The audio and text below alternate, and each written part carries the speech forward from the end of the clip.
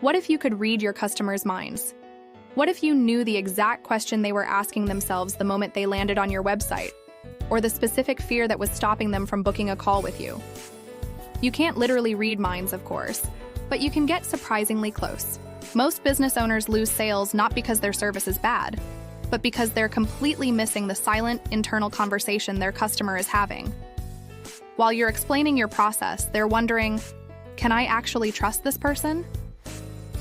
While you're showcasing your portfolio, they're thinking, but will this work for my specific situation?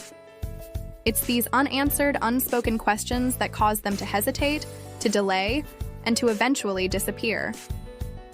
There is a systematic way to uncover this hidden conversation and align your entire business around answering it. It's not a marketing gimmick, it's a framework for empathy. It's called customer journey mapping, and today we are going to break down exactly what it is and how it helps you see your business through your customer's eyes, so you can finally understand what they need to see and hear to confidently say, yes. Okay, so customer journey mapping. What is it exactly? Well, it's basically just documenting the complete experience someone has with your business, from first hearing about you to becoming a client. Trust me, this is far from being just some marketing gimmick, cause it helps you understand your business from your customer's perspective instead of your own. Think about the last time you bought something. Maybe it was a new phone. First, your old phone started acting up. Then you started looking around online. You compared prices, read reviews, maybe asked friends. Finally, you picked one and bought it. Your customers do the same thing with your business. They have a problem. They start looking for help. They find you, and probably a few other people. They try to figure out who's the best choice. Then they either hire you or they don't. Here's what's crazy though. Most business owners only think about their side of things. You're worried about your services, your prices, whether your calendar is full. But your customer, they're having a completely different experience. They're wondering if you actually understand their problem. They're trying to figure out if they can trust you. They're scared of making the wrong choice. When you start paying attention to their experience instead of just your own, everything changes. Suddenly, you see why people aren't clicking that button on your website. You understand why they're not opening your emails. It all starts making sense. Let me break this down into 4 simple steps that every single customer goes through. First step, they realize they have a problem. Maybe their website is terrible, maybe they're stressed about their taxes, maybe their back hurts. This is when they start looking for help. I call this the discovery step because they're discovering they need something. Second step, they start doing research.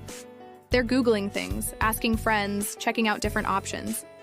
They're trying to figure out what kind of help they need and who might be able to provide it. Let's call this the research step. Third step, they get serious about choosing someone. They're looking at specific people or companies now. They're comparing prices, reading testimonials, maybe scheduling calls. This is the choosing step because decision time is coming. Fourth step, they become your customer. Hopefully they're happy, they stick around. Maybe they buy from you again or tell their friends. This is the staying step. Now, these steps happen whether you're paying attention or not. The question is, are you helping people through each step? Or are you accidentally making it harder for them? So this is what you need to do. For each of those 4 steps, write down everything that happens between you and potential customers. In the discovery step, how do people find you? Maybe they see your Facebook ad. Maybe they Google something and find your website. Maybe a friend mentions your name. Write it all down. In the research step, what do they do next? They probably visit your website, read your about page, maybe download something free you're offering. They might check out your Google reviews or look at your social media. In the choosing step, they're getting more serious. They might be reading your pricing page, comparing you to other people, trying to book a consultation call with you. And in the staying step, well, they've hired you. Now what? Do you have a good onboarding process? Do you follow up? Do you ask for reviews or referrals? But here's the part most people completely miss. You need to think about what's going on in their head at each step. What questions are they asking? How are they feeling? Like in the discovery step, they might be feeling pretty frustrated. Their problem is bugging them, and they're thinking, can anyone actually help me with this? Or how serious is this problem? During research, they're probably feeling a bit more hopeful but also skeptical.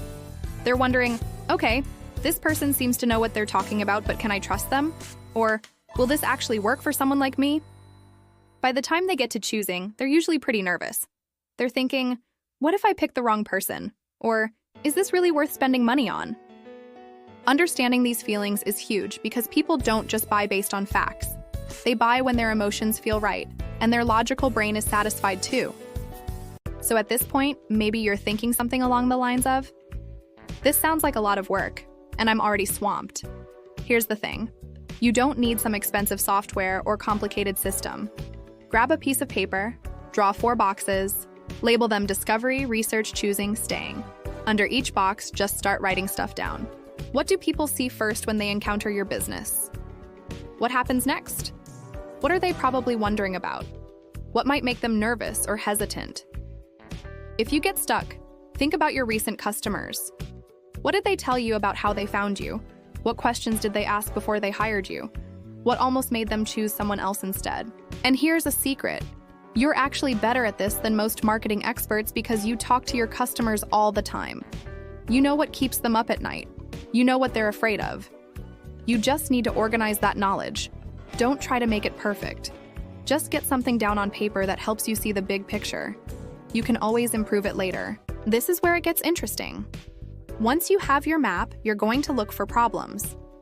Places where people might get confused, frustrated, or just give up. Let me give you an example. Say you notice people are visiting your services page, but then leaving without doing anything. When you think about what they're probably feeling at that moment, you might realize you're talking all about what you do, but you're not addressing their main worry, which is probably, will this person understand my specific situation? Or maybe you see that people download your free guide, but then never open your follow-up emails.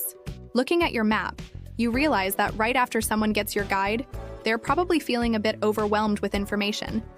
But your first email is trying to sell them something instead of helping them digest what they just learned. Your map helps you spot these disconnects. Then you can fix them. You can create content that actually matches where people are emotionally and what they need to hear to feel comfortable taking the next step. If someone just discovered their problem and they're feeling frustrated, don't try to sell them yet. Help them understand that their problem is solvable and that they're not alone. If they're in the choosing phase and feeling anxious about making the wrong decision, address those specific concerns. Share stories from other customers who felt the same way. Offer guarantees. Explain exactly what working with you looks like so there are no surprises. Okay, so let's answer some of these questions that may probably be cropping up right about now. So one question I get a lot from service business owners is, I'm not a marketing expert. Can I really do this? Yes, absolutely. You're actually better at this than you think. You talk to your ideal customers all the time. You know what they struggle with, what scares them, and what excites them. You just need to organize what you already know in a way that helps your business. Another one is, how detailed does this need to be? Simple. A basic map you actually use beats a complicated one you never look at. Start simple, focus on the obvious problems, and add more detail later. What if I find out uncomfortable things about my business? That's not bad. That's valuable information you can use to get better results. Maybe you'll realize your website is confusing, or your emails are too pushy, or you're not addressing the real concerns people have.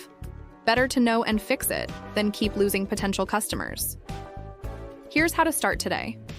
Get a simple template or just grab paper and map out those 4 steps. Don't overthink it. Focus on understanding the basic journey first. Once you have your map, use it with your regular business checkups to find the most important problems to fix first. If you're losing people at your website, that's probably more urgent than fixing your follow-up emails. The goal isn't to be perfect, it's to get better. Every small fix you make will add up to better results over time. If you would like a quick 5-minute audit of your funnel or your process to spot the areas that you can test and improve upon, check out the free downloadable checklist, especially made for service businesses with smaller teams. It's meant to help you trace the leaks in your own business and identify what your next steps should be to solve it. This way, you can make changes to those exact areas of your sales pipeline and understand your customer better. This way, you'll be more likely to get more out of your marketing efforts even with the same number of leads in future. The link is in the description below. This has been Rita with ClicksandThings.com. See you in the next one.